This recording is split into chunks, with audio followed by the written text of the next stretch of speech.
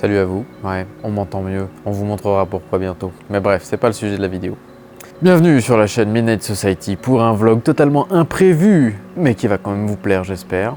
Aujourd'hui, petit programme. Petit parce que pas grand chose, mais chose à faire et besoin d'avancer vite. Donc, on va faire pour avancer vite. Donc, je me suis occupé, depuis le début de la semaine, de dégraisser, nettoyer les trains qu'on a déposés dans le dernier vlog. Et là, l'idée, ça va être d'extraire les silent blocks des triangles et les roulements. Pourquoi? À votre avis, pourquoi? Ça a 40 ans, donc tout est mort. Donc l'idée, ça va être de monter des silent blocks neufs. On a déjà des silent blocks polyuréthane et des roulements neufs aussi avec des cache-poussières neufs, histoire qu'au moins on ne fasse pas les choses à moitié. De toute façon, depuis le début, vous avez remarqué, à chaque fois qu'on démontait quelque chose, on le remplace ou on le refait. Malheureusement, des roulements, je ne sais pas les refaire et on n'a personne pour les refaire. Donc, on a des roulements neufs de chez BM qu'on va monter sur ces magnifiques triangles.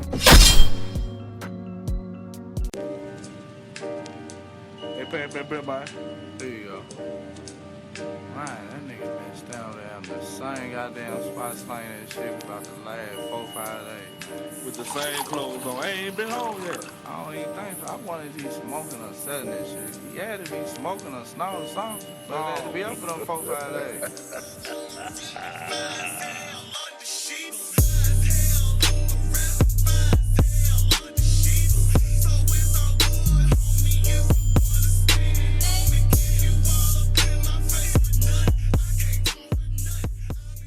Bon, l'avantage c'est que maintenant j'ai plus besoin d'être collé à la caméra pour que vous m'entendiez.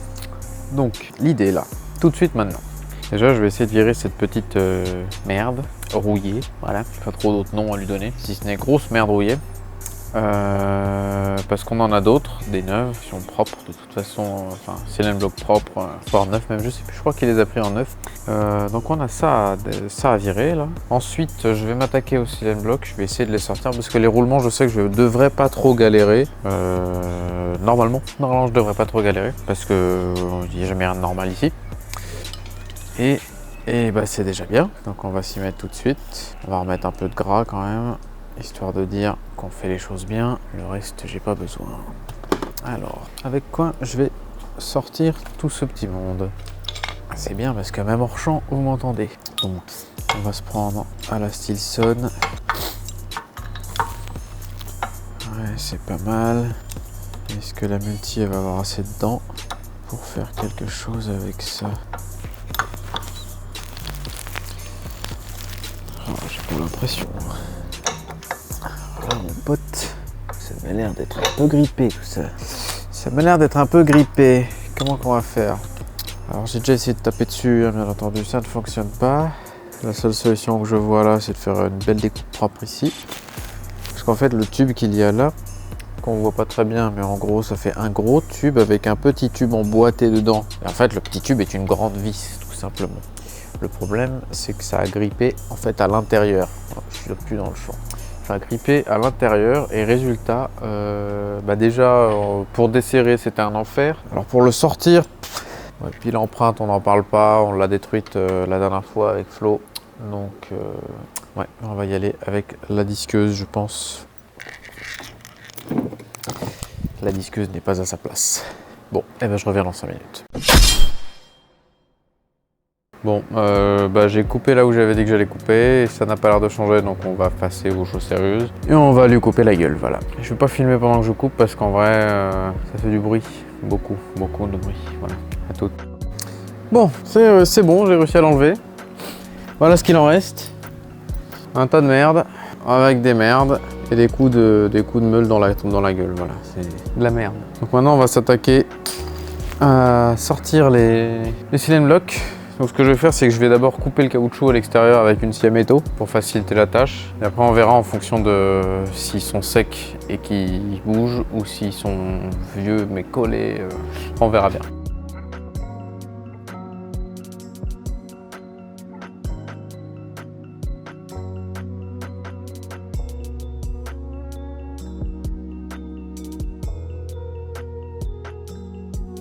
Qui se demande comment je fais d'habitude, puisque là je l'ai découpé avec une lame et un cutter.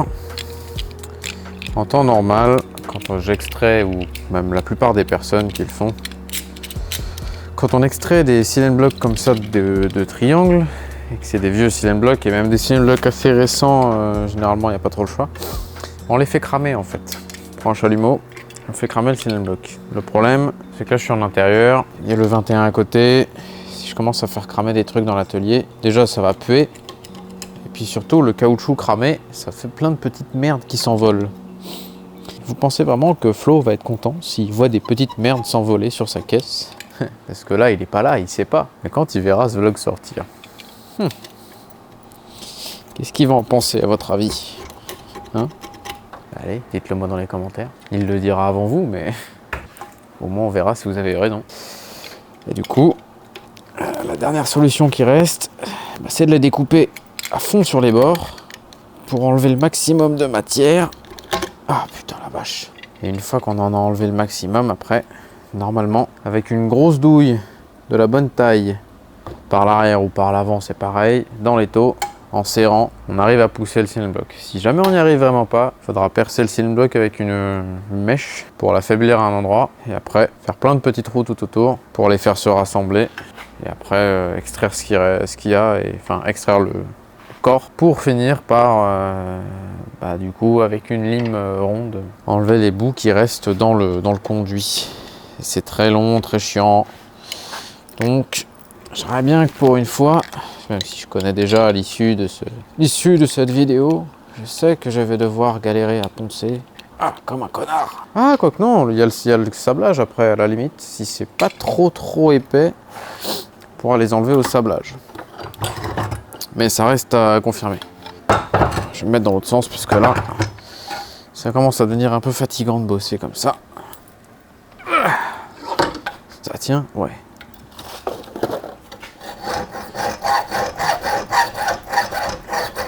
Donc là je fragilise en fait. Voilà. On attaque juste le caoutchouc pour l'instant. Le reste on s'en fout. Et l'idée c'est juste de couper le caoutchouc pour qu'il soit le moins proéminent possible. On enlève la matière, qu'il reste juste la portée métallique en haut. En fait, ce qui est le plus chiant à faire, c'est vraiment d'enlever le caoutchouc. Une fois que c'est fait, c'est vraiment pas compliqué.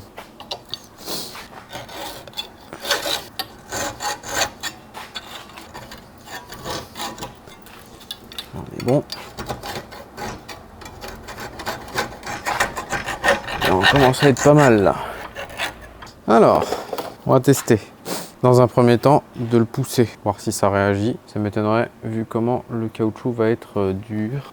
Donc l'idée c'est, je prends une douille plus large que la partie que j'utilise, enfin de laquelle je vais extraire mon silent block. Dans l'idéal longue, mais ça j'ai pas dans cette taille là. Donc pour l'instant on va essayer de se contenter de ça. Et ensuite au cul, je viens poser une douille plus petite que la partie qui reçoit mon silent block. Plus petite que la partie interne. De façon à ce que ça prenne autour l'huile métallique. Ouais, c'est pas trop mal ça. C'est même très bien.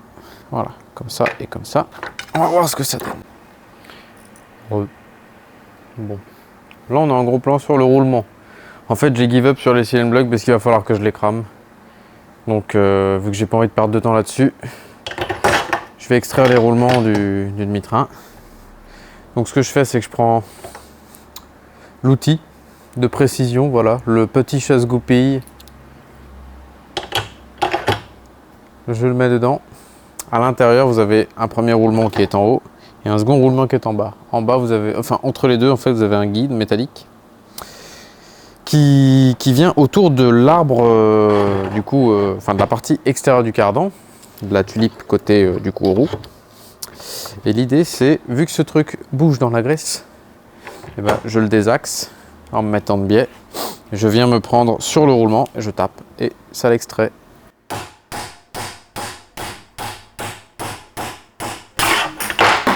Et voilà, un roulement en moins, le guide est tombé, parfait.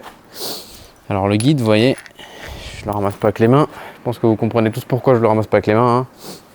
Donc là-dedans c'est relativement propre hein, forcément vu que ça a été recouvert de graisse. Et bah, du coup on va retourner la pièce. Je me baisse un peu, on va retourner la pièce et je vais faire le deuxième.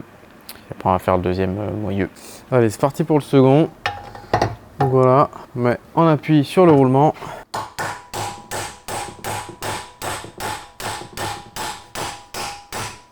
Et il sort tout gentiment, voilà. C'est fait. Deuxième roulement et son joint spi.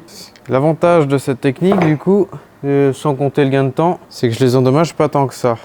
Donc je peux voir à quel point ils ont été usés. Et là on voit les billes qui ont commencé à corroder. Il y en a certaines qui sont encore en bon état, mais quand je vois la graisse qui commence à changer de couleur et qui devient rouille, c'est que c'est pas très bon signe. Donc de toute façon, on avait prévu de les changer quoi qu'il arrive. Maintenant que c'est déposé, on est tranquille. Donc ça, c'est le roulement que j'ai déposé en deuxième qui vient côté roue. Hein, parce qu'ils font pas la même taille les deux forcément. Et comme j'ai dit, entre les deux, on a une petite pièce. Voilà, je vous refais l'ensemble. Bon, je vais avoir les mains dégueulasses, tant pis. Voilà, vous voyez, vous avez donc roulement côté roue, le guide, roulement côté pont.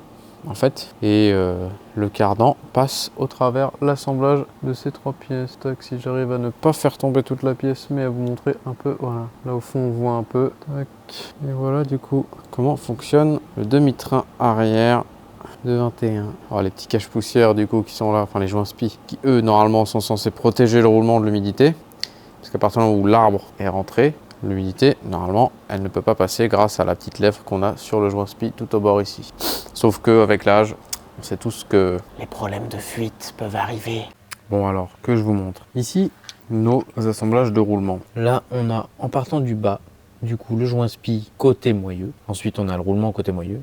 Le séparateur, comme je vous le disais. Une petite bague qui vient ici, qui est la... En fait, c'est une entretoise, une cale d'épaisseur, si vous préférez. Roulement côté extérieur. Et enfin, le petit joint spi est pareil de l'autre côté. Donc, on va garder ça comme c'est là, pour pas se perdre tout simplement. Et quand viendra le temps du remontage, donc les pièces sont ici un peu en vrac, hein. Il y en a un peu partout, dans divers cartons mélangés, pas mélangés. Par exemple ici, voilà, vous avez des roulements. Alors je sais plus lesquels exactement, mais dans ces boîtes, c'est des roulements. Et comme je vous ai dit, hein, ceux-là ils viennent de chez BM. Comme les trois quarts des autres pièces, sauf ce qu'on ne pouvait pas trouver chez eux ou qui n'était pas nécessaire d'acheter directement chez eux. Bon voilà les amis, c'est la fin de cette courte petite vidéo en solo. Potentiellement pas en fait, mais si c'est le cas, bah c'est le cas. Si c'est pas le cas, vous saurez pourquoi. Enfin vous ne verrez pas cet outro, donc dans tous les cas, voilà, dans tous les cas voilà. Donc si vous voyez ça, c'est que je n'ai pas fait les plans que je voulais par la suite. Là, il nous reste donc au programme maintenant que j'ai extrait les roulements. On va pouvoir, enfin, et que j'ai déjà dégraissé les quasi-totalités des pièces du train avant, arrière.